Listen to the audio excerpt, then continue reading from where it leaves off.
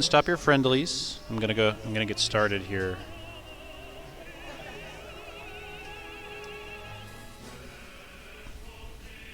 That includes everybody, including the people playing on the end. Hi. Alright, so welcome everyone, including our virtual visitors, to the Co-op Gaming Arena here for UCO Esports. Today I'm going to be talking about the neutral spectrum. What is the neutral spectrum? It's like, think of it as a framework for better understanding how this game works broadly, and really how all fighting games work. And we're going to represent everything in very easy to understand giant primary colors. So what is the neutral spectrum? Basically, the neutral spectrum can be defined as, it's a spectrum. It is a range.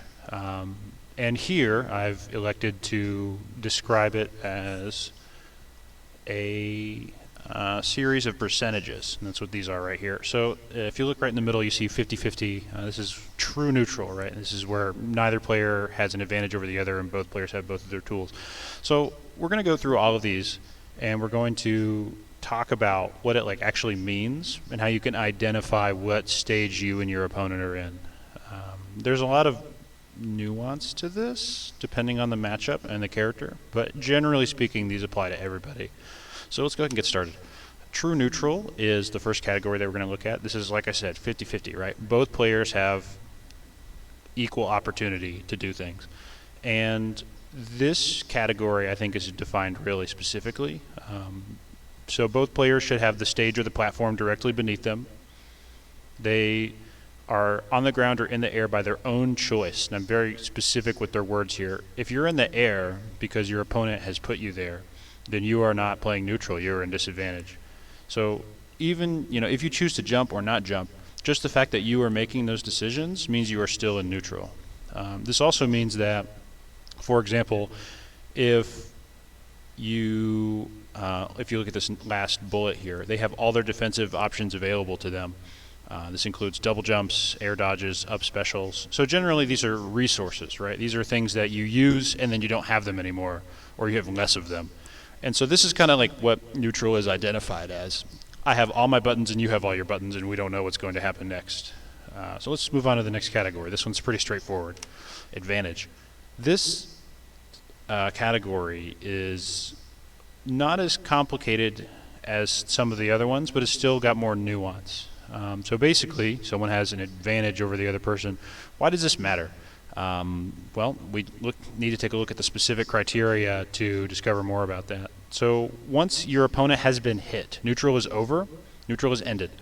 Not necessarily blocked an attack. Neutral might still continue at this point with an out-of-shield interaction or scramble. But once someone has been hit, neutral ends and advantage begins. They no longer have full control of their position. The moment a blow connects, you will be able to understand by how much hit lag there is and the trajectory that you send them. You know exactly the next time that they'll be able to interact and jump or press any kind of button. And so because of that, you know where they're going to be, but they don't know where you're going to be. This is why the percentages favor the attacker in advantage. They have 60% opportunity compared to 40% opportunity. It's because they have all their options available, but you don't because you just got hit. Now, this is clarified a little farther here. If you look at point 1, they still have defensive options available, but they no longer have a stage or a platform directly beneath them. So this is, say, you knock your opponent off stage. I still have all my buttons. You can't commit too hard, to really do anything. A lot of times you just have to respect it and let them go to ledge or maybe let them recover high. But the point is that since they no longer have a platform or a stage directly below them, they're still in disadvantage even if they have access to all their options, because they cannot land to reset their resources. And it's kind of an important part of all of this, right, is being able to land and get all your access back. The second point here is if they've consumed one or more of their defensive resources, but the stage is still below them. So this is I hit somebody, and I can't combo them, so they get a turn, but then they double jump to escape the situation. So now they're above me. They have the stage there. They can still land, but I am between them and the stage. This is also considered advantage because they have burned one of their resources in order to kind of reset the situation. And so as a result, they're at a disadvantaged situation. Ledge trapping should also be considered in this category. If you are ledge trapping somebody, you have the advantage because their options off of the ledge are restricted and yours are not. And then even after somebody gets off of the ledge, the corner is always still to be considered as advantage for very obvious reasons. One of the most valuable tools in neutral in this game is backdashing. It's probably a very useful tool in just about any fighting games, the idea to move backwards and to create space so that an attack will whiff. When you're cornered, backing up means you're off stage, so that option is much worse or sometimes non-existent. So it should also be considered as advantage as well. Moving on. The next category we're going to talk about is extreme advantage, and you'll notice that as the wording becomes more deliberate, the percentages are also becoming a lot more lopsided. If you had to gamble, right, would you prefer 50-50 odds or would you prefer 70-30 odds? Nobody, in their right mind would choose 50-50 over 70-30 because one of those odds favors you way more than the other. And this is kind of the point, right? Extreme advantage is the end state of any neutral interaction. And if you're not going to kill them raw out of neutral, this is kind of where you want to end up being, where you have all the options and your opponent is forced to deal with you at your strongest. Ways that you can tell that extreme advantage exists. Your opponent has been knocked so far off stage that they have to recover in essentially a straight line. Think about for a moment, say Mario. If you knock him off stage, he can choose when he double jumps and when he up Bs. He can choose to cape, maybe he'll air dodge. He has a lot of options. But if you really send him far off stage, he's going to have to hold straight in and jump and up B very predictably, or else he's not going to be able to recover in time because he got sent so far off stage. And that is kind of where extreme advantage exists, because now you not only know where you've sent your opponent, but you also know where they have to position their character in order to recover. And so you have a lot of agency with that, and it's a desirable end state, right? This is how you confirm stocks, is I know where you're going to be in 3 seconds, and we're going to play a 50-50, and if I guess right, you die. This is what you want. Or the alternative being is your opponent only has one defensive option left. So this is where, for example, you outrange your opponent. They're above you, and they can choose to air dodge or not air dodge. And if they guess wrong, you're going to up air them, and they're going to die. And so the odds are very stacked in your favor. If you guess wrong and they get past you, they might not even be able to punish you. They might just reset to neutral. But if they guess wrong, their stock disappears. And so when you're trying to win in any fighting game, really, you want to set up situations that put you in extreme advantage as much as possible. Because it's, like I said, the percentages favor you, right? You ever heard the house always wins? The casino is very content to run 52, 53, 60% odds, where they win slowly and incrementally over time. And this is, for the most part, how proper high-level play goes as well. And we'll talk more about this here in a second when we get to a later slide. Disadvantage. At first glance, you would think that you just kind of flip them, right? If advantage is good, then disadvantage is bad. But I'm going to kind of go into more detail on this. So disadvantage is the same as advantage, right? You've been struck, you lost neutral, you got hit, and your opponent knows when and where you're going to be in the next half second or second because hit stun will end. And he's in full control of his character while you are not. So despite having all your defensive options, you have two choices. You have to either land on the stage, which then reverts you to neutral because you get all your resources back, or you have to get around your opponent and take stage control or center stage back. And this is tough, right? This is where the 40-60 ratio that's present on the screen exists, because they have all their options and you don't. And so you've got to reset the situation or reversal them with less tools than them. So this is a desirable situation for your opponent, not for you. And if you take a look at the end of the first bullet point here, you have to so your opponent is wanting to make a high percentage guess or a low percentage call out. And the goal is that they want to either maintain disadvantage to put more damage on you, or they want to transition from disadvantage to extreme disadvantage. The priority for you, the person who loses neutral, is not to hit your opponent. Your goal is to de-escalate Think about like an angry dad or something, or a drunk guy at the bar, right? Your job is not to knock their lights out and beat them up. Your job is to calm them down and calmly escort them out of the premises. And that's kind of what you want to do as well here. When you are in disadvantage, you do not always want to try to fist fight, because again, the odds don't favor you. Well, and what happens when those odds don't favor you and you bet on that and you lose anyway? Well, you enter extreme disadvantage. This is, the natural conclusion to when disadvantage continues. You really want to avoid this at all costs. Now, I think it's very obvious to say that, like, oh, you don't want to be in an awful position, duh. But there's some nuance to this, right? I want to kind of highlight how this doesn't favor you so much. So even if you win an interaction in this state, the best thing that you will probably do is reset to neutral. And the worst thing that will happen is you will die.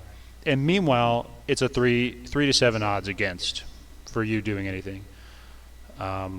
This is bad. So here's some examples that let you understand what this looks like in a real game. So if you're off stage and you have to recover with an up special against a fighter with a counter, right? Everybody has seen Arsene and they go, haha, funny up, down B, and then they just die. Like, sure, I think when the character was released, people were like, oh, this is unbalanced, this is super broken. But when you really think about what happened, that character is just an extreme disadvantage. And Arsene just has a really good tool when they reach this state. And so this character really enjoys putting their opponents in extreme disadvantage. And that's why, a lot of characters like Crom or Ike even, they're difficult to play because they have a really bad disadvantage state, or a bad extreme disadvantage state. Kind of the opposite of this would be like, if you think a character that has a good extreme disadvantage state would be like Pikachu. They have a lot of recovery mix-ups, and it's very difficult to make them do anything no matter how many resources you take away from them.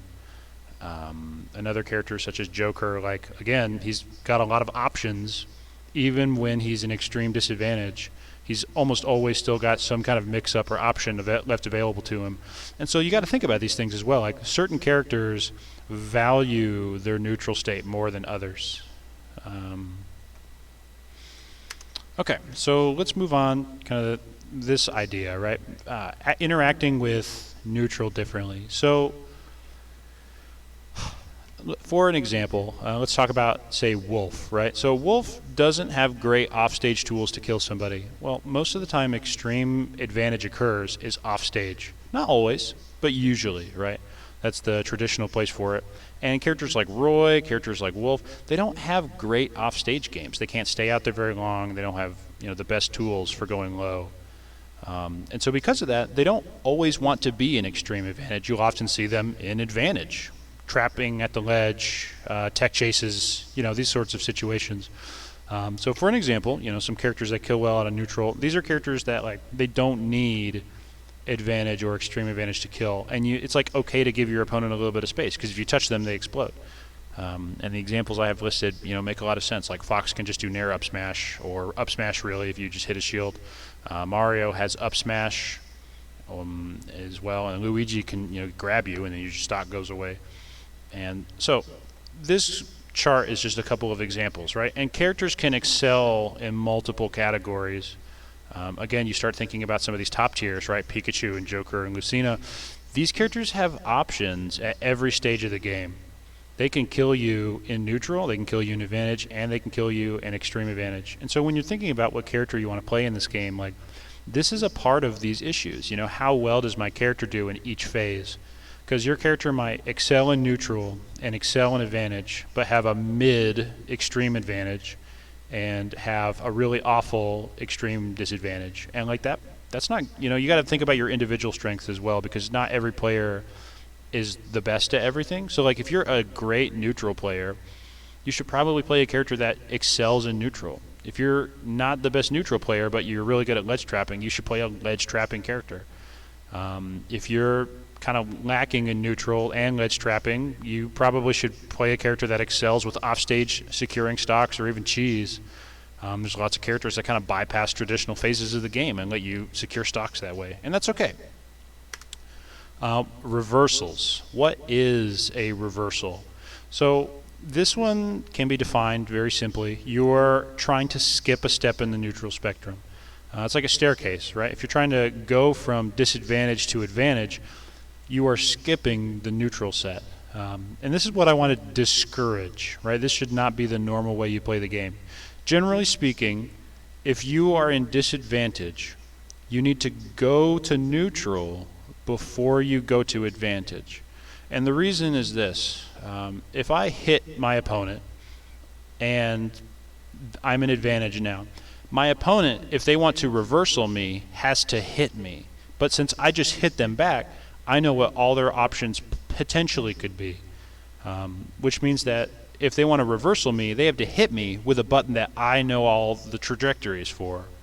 And this makes it pretty low percentage. Now compare that to, let's say I hit my opponent and they don't want to reversal me, they just want to reset to neutral. Now they have lots more options. They can A-land and just get away from me. They can try to jump over. They could drift backwards and go to the ledge. They could even try to like air dodge through me or go to a platform. And kind of the idea is if you're going from neutral to advantage, you have a lot less ways to do that, and your opponent is more likely to stuff you for it. And if you get hit again while you're in disadvantage, it probably will lead directly to extreme disadvantage. So like you just have to play the gambling game. Like, is it better for me to try and straight up go to advantage at a disadvantage, or is it better for me to just calm down and reset to neutral so that I don't get put in extreme disadvantage? And these are the questions that matter more with characters that have bad extreme disadvantages. So like a Crom, for example, he can get gimped really easily with his up B. He probably wants to avoid overextending it with a reversal because it could mean that he'll die at 30 or 40. Where say a Jigglypuff or a Pikachu, like they don't really care if they get hit again because they have 5 jumps and a bajillion free recovery. So like whatever, right? Like reversaling is not a big deal for them unless they die, of course. But yeah, I definitely encourage reversals to be the mix-up and not the normal thing, because when you play a good player who has a strong advantage state, they're not going to let you reversal them for free. And more often than not, you're just going to cause yourself a lot more pain than if you just, turn off the jets for a second and just try to cool off and reset.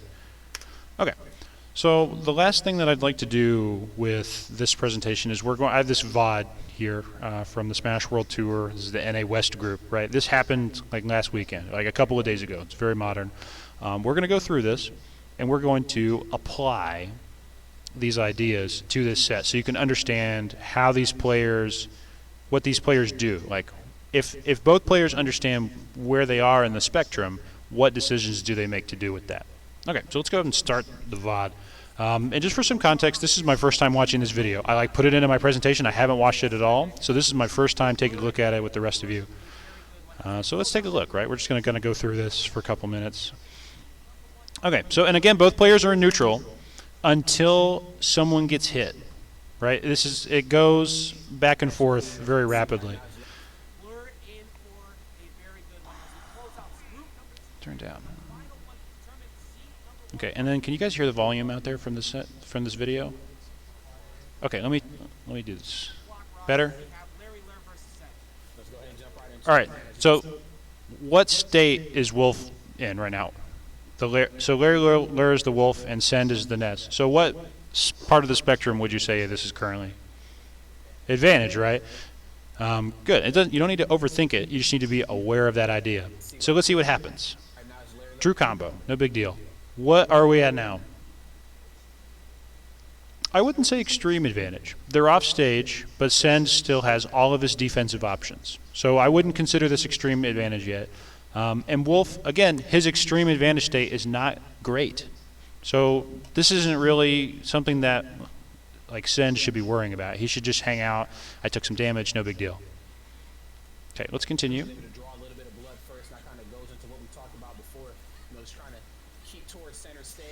Okay, so this situation right here, he hit the Wolf Blaster, but obviously the Ness is still able to act.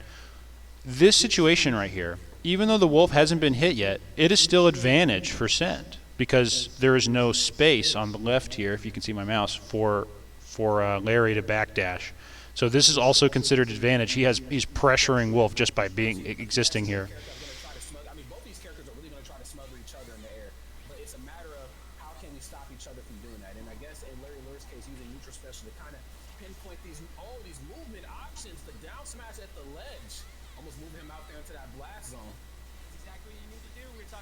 Okay, Larry's still in advantage. Okay, now let's take a look at this interaction. So Larry was in advantage right here, and then let's see what options. So he goes for this back air, and Larry, he was only in advantage. He has decided to take a risk in order to secure this stock, because I think everybody knows how strong Wolf back air is here. If he had connected this back air, Ness would have died. And it's at this point where Send makes a decision to try to reversal him out of disadvantage because he just wants to. Because of that, he's able to convert. And now, even though this is kind of like a weird situation, for this brief moment in time, Send is in advantage. Look at that. So he covers the tech in place, and now the situation is completely reversed. And the only reason this happened is because Larry hard committed for covering one option. And he didn't necessarily have to do that.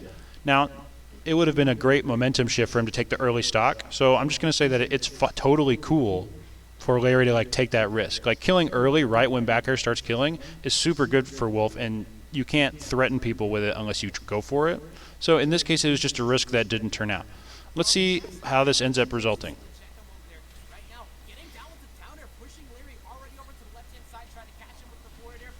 Okay, just general advantage state.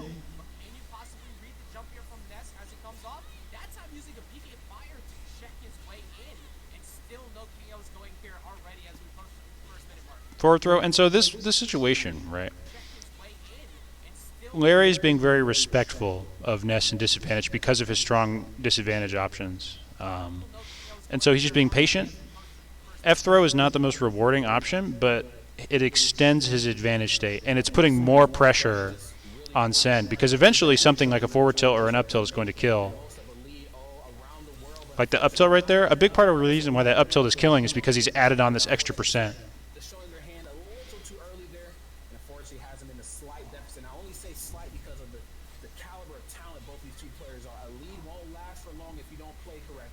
Okay, so this part right here, the reason why Larry is able to stay calm here, so watch. Send gets a hit and enters advantage state.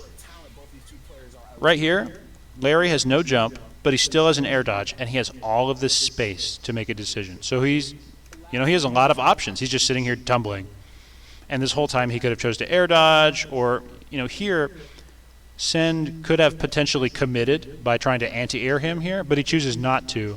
And Larry predicts that he will stay grounded and protects himself with the bear on the ground instead. So both players are making decisions, even though advantage and disadvantage are happening. All right, so let's take a look at this. So he reversals out of disadvantage with the back air, combos with the dash attack right here. So let's see what happens in advantage. He says, I think you're going to DIN, I'm going to fair you. That's great. Larry can true combo a second hit, so advantage has extended. But after this up air, he's not going to be able to true combo it. So Larry has to make a decision of throwing a hitbox to stuff Send on his way down, or waiting for Send to press a button and then putting the pressure on. So here, he decides to just commit for it for more damage, and he's allowed to do that because he's in advantage. Send would have had to press a button to potentially beat it, and Send would rather eat that damage and just maintain advantage than mistakenly overcommit and get put into extreme disadvantage.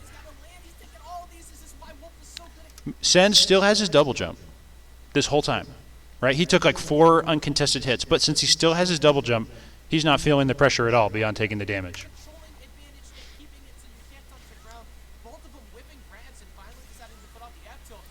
Oh, that was unfortunate. The strong back air. That was still very close. Trying to use an early up B off the Angel platform with invincibility to catch Send sleeping. Oh my goodness, and Send, Angel platform or not, just still. Okay, so let's see what Larry decides to do here. So he's risk averse, right? He doesn't go off stage because his character doesn't support that. He's probably going to block this, and then he's going to go for a forward tilt, maybe a back throw off of neutral getup, or possibly an up tilt. Maybe an up air at this %. Okay, very passive forward tilt, right? So since Larry is trying to maintain his lead, he's just trying to cover roll, very passive. A little bit of an overextension.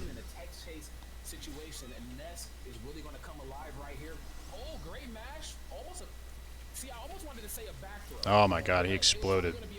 And so even though he's just an advantage right here, because Sen made a commitment and the percentages favor him 60-40, he said, I'm just going to call this out, and he was rewarded with it for his stock. And this is why advantage is preferable to neutral, because he wouldn't have been able to secure the stock at 75 from center stage. That situation was only enabled because he was in advantage to begin with. It's like both players are just taking turns like, am I going to commit when I'm in advantage or am I not? It's essentially how top-level Smash, or really any fighting game plays. Am I going to commit when I have the advantage? But a big part of that is just recognizing when advantage favors you or when you're in advantage. Okay, so I want to look at this. This is a good example of top player reluctancy. So Send gets what I consider like an optimal PK fire. Wolf is stuck on the wrong side of it. There's no way he's going to mash out of this. So he's going to get whatever he wants. He chooses to extend it with Nair. Now watch this. So Send backs off, and he just lands. And he gives Larry the pressure. But then Larry also disengages from this conflict. He doesn't tech. He doesn't jump. He doesn't air dodge. He just nairs, right? And he just resets. And so both players reset this situation, even though, like, I think a weaker Nest player would have probably tried to commit really hard here, or maybe a different Nest player at least. But, like, when you look at top players play, they're very risk-averse. Larry lost neutral. He was in disadvantage. But after Sen's true damage ran out, both players decided to return to neutral rather than risk getting reversal in advantage because the situation is very delicate. And so now Sen gets a mix-up, and then, you know, he kind of maintains this pressure.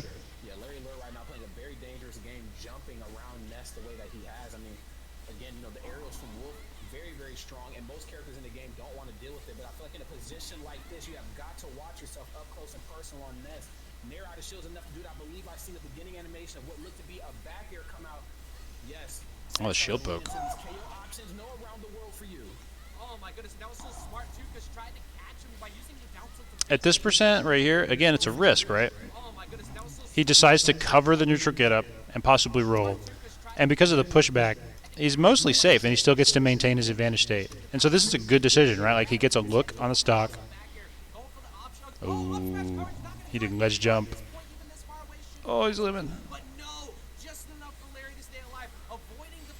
Nair? Yeah, that was a whip punish. Okay. So even though this is only like 3 minutes of footage, right, there's a lot that you can learn from how players make decisions by thinking about what part of the neutral spectrum they're currently in. And if you'll notice, like, both of these players are not afraid to take risks. But most of the time that they take a risk, it's because they're in advantage. Good players do not take risks in disadvantage. They reset to neutral, get into advantage, and then take risks there when it favors them. And you would do well to, you know, learn a lot from players that do that and mirroring it in your own gameplay. Okay, that's kind of the end of my presentation. Thanks to everybody for listening. At this point, I'm going to open up the floor if anybody is curious, you know, for if you have any questions. So if any virtual listeners, you can post a question in the chat at this time. Does anybody on the floor have any questions about what I talked about today? It's pretty straightforward overall, right? Oh, this is a question from a while back. I wasn't looking at the chat, I'm sorry. What if we aren't sure what our strengths are? So I think you can figure that out pretty quickly by just trying different characters. Like, obviously there's people who are godlike at Pikachu, and there's people who are not. And there's people who are amazing Chrom players, and there's players who are not. So you should just try some characters. Like, it's not difficult to think about what a character excels at in terms of how they handle each category on the spectrum. And so, like, you should just try different characters, and when you connect well with one, you can kind of learn a lot about yourself in that situation, because you say, oh, well, I'm really good at Mario, like, you know, my advantage state is great. I convert a lot out of neutral. A different character that also is great in neutral would probably be beneficial to me, and I would do well with them. And that kind of idea. If you are a Pac-Man player and you are really good at, you know, killing people off of bell setups and stuff, and you just kind of run away and hope they run into your buttons, then, you know, the more obtuse zoners, or kind of the more specialty characters that have some really strong situations that reward depth of knowledge, that could also be the strength that you personally do. And you should always try to pick a character that supports your personal strengths. Not everybody's equally good at neutral, but if your neutral is not great, you can bolster that by playing a character with a busted neutral, or you can just play a character that supports your own strengths. Okay, I think that is it. Thank you, everybody, for tuning in and watching. The VOD will be on YouTube later as usual. Thank you very much.